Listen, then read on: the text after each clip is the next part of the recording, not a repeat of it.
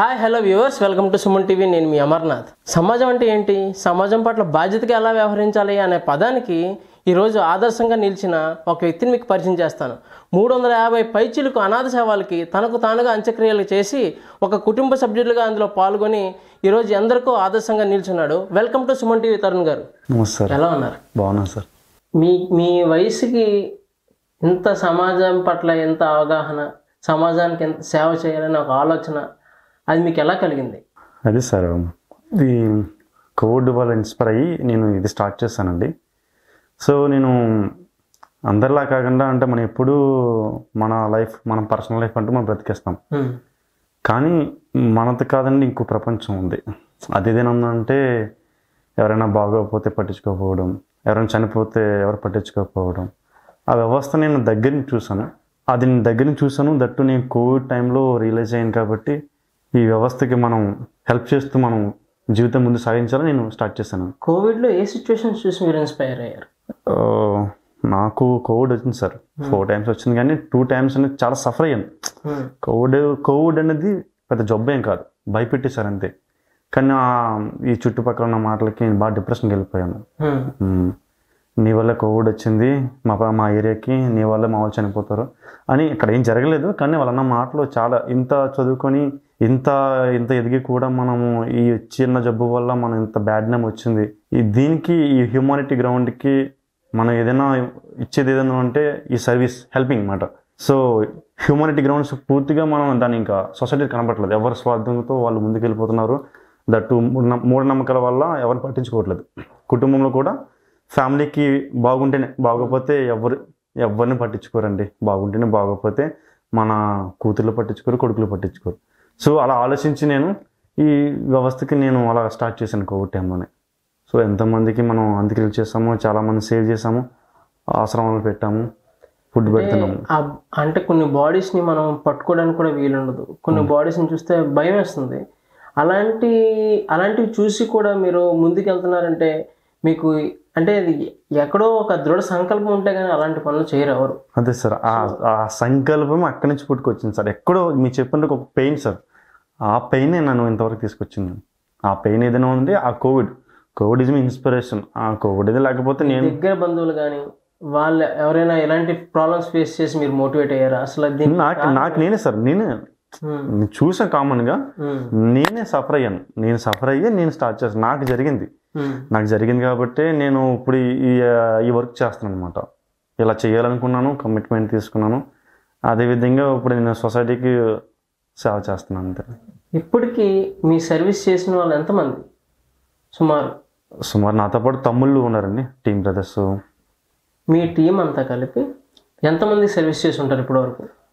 ఒక 300 పైగా అనాథ సేవలకి అందించి చేస్తామండి. ఎంతమందికి అన్నం పెట్టాము. అన్నం పెట్టడం అనేది పెద్ద మ్యాటర్ కాదు సార్. ఎందుకంటే నేను కాకపోతే మీరేని పెడతారు. 10 మందికి అన్నం పెట్టడం పెద్ద మ్యాటర్ ఏం కాదు. కానీ ఈ హాస్పిటల్లో ఎవరైతే పట్టించుకోవట్లేదో వాళ్ళు తీసుకెళ్ళి జాయిన్ చేయడం అనేది ఎవరు ముందుకు రావట్లేదు. సో దానికి నేను చాలా సంకల్పంతో దీనికి మీకు వెనకుండి సపోర్ట్ చేస్తున్న మీ మదర్ ఫాదర్ కూడా ఇంత సపోర్ట్ మీకు ఉన్నారండి? వాళ్ళకి సంబంధం లేదండి అస్సలు. నేను చాలా వాళ్ళకి తెలుసండి మీరు ఇలా చేస్తుంటారని. రీసెంట్గా తెలిసింది. లాస్ట్ 3 years పేరెంట్స్ తెలియదండి, వాళ్ళకి తెలీదు. వాళ్ళు ఒప్పుకోరు కదండి. పల్లెటూరులో ఎదిగి వచ్చినాం మనం, బాగా పేదరికం నుంచి వచ్చాము. దట్టు పల్లెటూరులో ఎక్కువ మూఢనమ్మకాలు ఉంటాయి. చావు అంటే భయం. చావుకి ఎదురుకి వెళ్తేనే మహిళ అనే ఒక సెంటిమెంట్. ముట్టుకుంటే మహిళ, తాకకూడదు, ముట్టుకోకూడదు, 3 రోజులు మహిళ, అసలు వాళ్ళ వైపు చూడకూడదు. ఇలాంటి సెంటిమెంట్లో మనం ఉంటే, ఇలా చేస్తుంటే ఎవరు ఒప్పుకుంటే చెప్పండి. సో మా పేరెంట్స్కి సంబంధం లేదు. నేను ఇంతవరకు వచ్చానంటే వెల్ సపోర్ట్ మా అక్క, మా బావగారే, వాళ్ళిద్దరు టీచర్స్. వాళ్ళ సపోర్ట్ వల్ల నేను పైకి వచ్చాను అనమాట. మీకు ఫైనాన్షియల్ సపోర్ట్ ఎవరు ఇస్తున్నారు? సపోర్టు యూట్యూబ్లో సపోర్ట్ రెస్పాండ్ అవుతున్నారండి. చూసి మీ నమ్మకం ఉంది సార్, ఎవరికైనా అన్నం పెట్టండి, ఇప్పుడు మీరు ఏదైనా యూజ్ చేయండి అని పంపిస్తారు.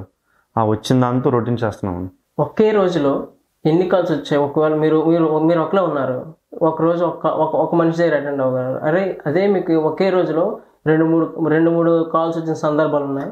ఒక్కో రోజు మీరు ఇద్దరు ఒక ప్లేస్లో 2 చనిపోయారు అనుకోండి, ఒక వ్యక్తి చేసేసి మళ్ళీ తిండి తినకపోయినా ఏదోలాగా ఇంకో వ్యక్తి కూడా చనిపోయిన వ్యక్తికి అంత్యక్రియలు చేయడం. ఒక్కరోజు ఎండాకాలంలో అయితే కూడా ఎక్కువ చనిపోతారండి. వీళ్ళు తిండి కోసం రోడ్డు మీదకి వచ్చేస్తారు, లేకపోతే ఫ్యామిలీ వాళ్ళు వదిలేస్తారు, లేకపోతే వీళ్ళే కావాలని వచ్చేస్తారు. ఏదో జరగచ్చు, మొత్తానికి రోడ్డు మీద ఉంటారు.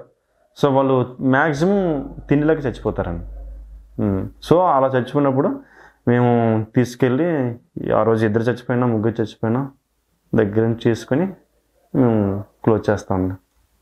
ఎంత దూరం వరకు మీరు వెళ్ళి చేస్తుంటారు సర్వీస్? నేను అనుకోలేదు సార్. అనకాపల్లిలో మా ప్రాంతం అనకాపల్లిలో నుంచి అలా చుట్టుపక్కల 6 జిల్లాలో చేయగలుగుతున్నాను. ఓకే. అంత దేవుని సపోర్ట్ వల్ల, మా మావి గారు ఇంకా సపోర్ట్ వెల్ విషర్స్. మీ టీం ఎంతమంది ఉన్నారు? టీము 3 తమ్ముళ్ళు ఉన్నారు, నేను, మా కజిన్, మా బావగారు రాజశేఖర్ గారు, ఆయన సపోర్ట్ అంతే. మీరు స్టార్ట్ చేసి ఎన్నాళ్ళు అవుతుందండి? అవుతుంది సార్, 2019 స్టార్ట్ చేసింది సార్. 2019. ఓకే. కోవిడ్ వచ్చింది 2020లో కదా? 19 సార్, 19 అలాగా. అది ప్రారంభం అవుతుందండి, ప్రారంభం అవుతుంది. అప్పుడే జనాలు భయపడుతున్నారు అనమాట. కోవిడ్ అమ్మ భయం, అందరూ ఉక్కిరిబిక్కిరి చేసి మనం జనాల్లో భయపడిపోయి అతలకుతలం అయిపోయిందండి. ఆ సిచ్యువేషన్ మళ్ళీ నాకు తెలిసి వస్తుందో అలాంటి రాకూడదండి. అలాంటి జబ్బు మళ్ళీ రాకూడదు. అంటే జబ్బునికి అలాంటి భయంకరమైన వాతావరణం వస్తే చనిపోతారు జనాలు. అది ఆరోగ్యం బాగుంటే కదండి, ఆరోగ్యం బాగపోతే ఎవరైనా హాస్పిటల్లో ఉండాల్సిందే. కానీ మీకు ఈ సర్వీస్ చేసేటప్పుడు కానీ, లేదంటే ట్రైన్ మీద యాక్సిడెంట్, ట్రైన్ యాక్సిడెంట్స్ కానీ మీరే, ఆ బాడీస్ కూడా మీరే చేస్తుంటారు? ట్రైన్ నుంచి ఎక్కడ చనిపోయినా, ఎలాంటి సిచ్యువేషన్లో చనిపోయినా, మనిషి కుళ్ళిపోయి పురుగులు పట్టేస్తున్నా చాలా వరకు చేసాం కాబట్టి ఇప్పుడు చెప్పగలుగుతున్నాను. హైదరాబాద్లో ఇలాగే ట్యాంక్ బండ్స్ అని చెప్పి చేస్తుంటారు, పేరు విన్నాను కానీ మాకేం పరిచయం, నాకు అంత అవేర్నెస్ లేదండి. నాకు యూట్యూబ్ కూడా పెద్దగా తెలియదు. ఇప్పుడు కూడా లెర్నింగ్ సార్, ఇంకా నేర్చుకుంటున్నాను, ఇంకా చాలా నేర్చుకోవాలి. ఇంకా మనం నేర్చుకుంటే ఏదైనా ఇంకా బెటర్గా చేయగలం. కానీ అంటే మీ ఆలోచనకి first of all very thankful from society తరపు నుంచి అండి. కాకపోతే అండి దీన్ని ఎంతవరకు ముందు తీసుకెళ్తారు? అసలు మీ మోటో ఏంటి? ఇంకా అంటే ఇది ఫర్దర్గా ఎంతవరకు కొనసాగుతుంది? మనం బ్రతుకున్నంత వరకు ఈ సర్వీస్ ఆగదండి. ఇది స్టార్ట్ చేసింది నేనే, నాకు ఎవరు చెప్పలేదండి తరుణ్ ఇలా చేయమని. నేనే స్టార్ట్ చేసాను కాబట్టి, నేనే నడిపిస్తాను కాబట్టి ఇది ఆగదు. మనం బ్రతుకున్నంత వరకు ఇది నడుస్తూనే ఉంటుంది. ఇది మనం పక్క వాళ్ళ కోసం పనిచేస్తున్నాం కాబట్టి ఏదో తెలియని తృప్తి అంతే. దట్టు మనం హ్యూమానిటీ గ్రౌండ్స్, మనము ఇది ఒక బిజినెస్ కాదు. ఒక వ్యక్తి చనిపోతుందంటే గవర్నమెంట్ నుంచి ఏదైనా గుర్తింపు కానీ, ఏదైనా మీకు ఒక అవార్డు కానీ ఏదైనా మీకు వచ్చిందండి ఇప్పటివరకు?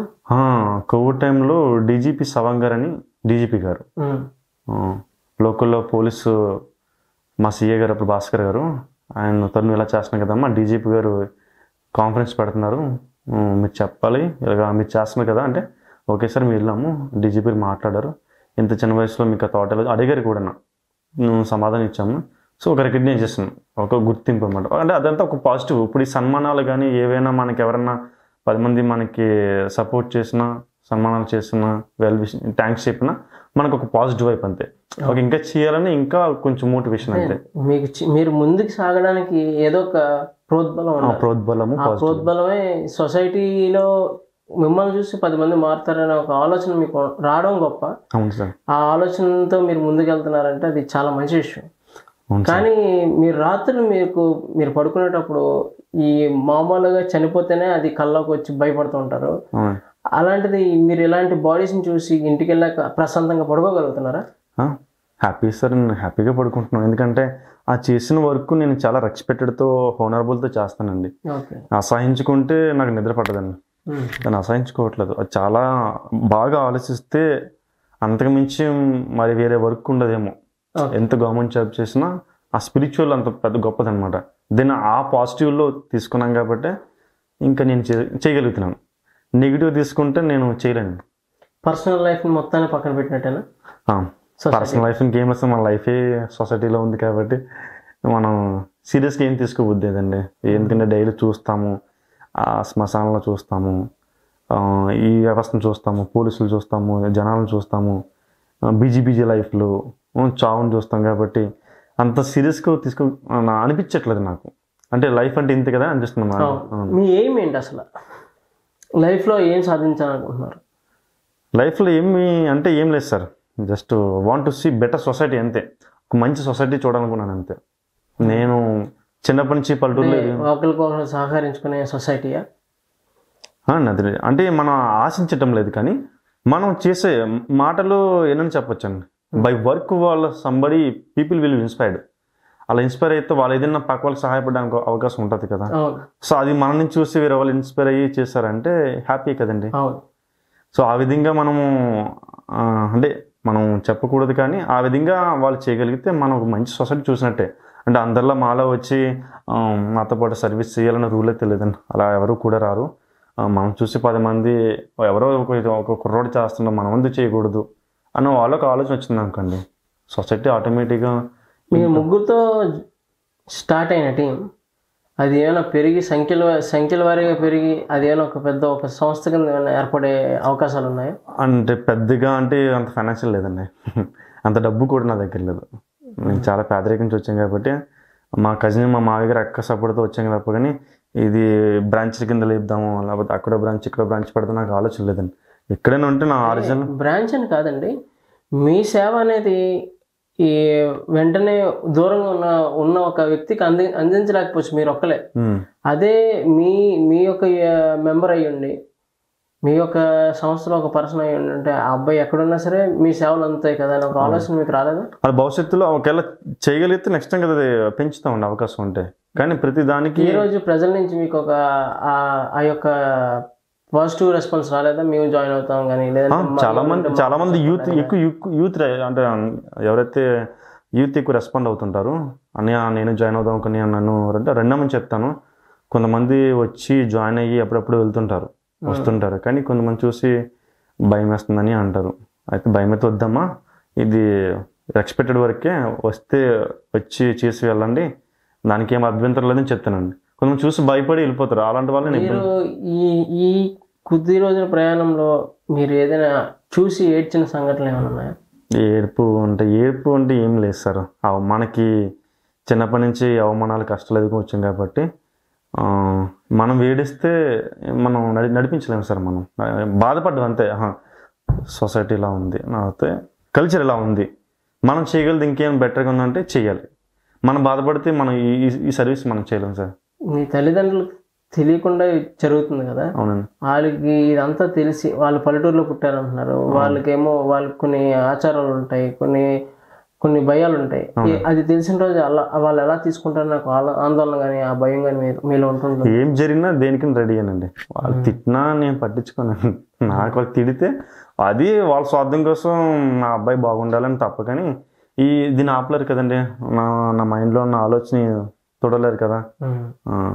అది ఎవరేమన్నా పక్క వాళ్ళు ఏమన్నా ఎవరేమన్నా ఈ సర్వీసు సొసైటీకి చాలా అవసరం ఉంది. దాన్ని బట్టి నేను ఖచ్చితంగా చేస్తానండి, ఎవరేమన్నా తల్లిదండ్రులు ఏమన్నా. మీరు చేసే ఈ సత్కార్యానికి, మీరు చేసే ఈ సామాజిక దృష్టితో చేసే ఈ మహత్కార్యానికి ప్రజలందరూ మీ సపోర్టు సహకారం అందించాలని మా సుమన్ టీవీ తరపు నుంచి, ఎస్పెషల్లీ సుమన్ టీవీ భీమిలి నుంచి కూడా మేము అందరినీ కోరుకుంటున్నానండి. Thank you so much. Thank you sir.